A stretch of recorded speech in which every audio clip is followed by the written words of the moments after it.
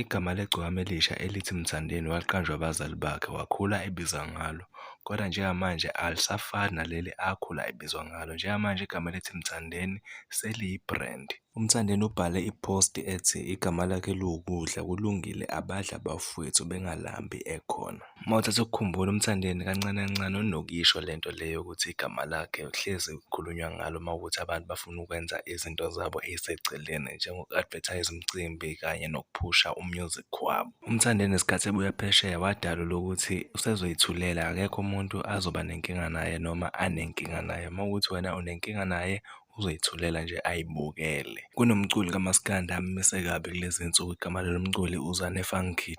Alipheli iviki noma u-4 days engakhulumanga ngaye futhi ufike ashaya amaphosti akhe bese eshera ne-link ngokushesha ukuze abantu be-download-e u-music wakhe. Igcokama Elisha alikaze lusho lutho ngoZanefa kodwa futhi lokho akuchazi ukuthi alibona. Ngesithembiso esalenza laliseluzothula uyabona ukuthi lithulele ukuthi ligcina isithembiso.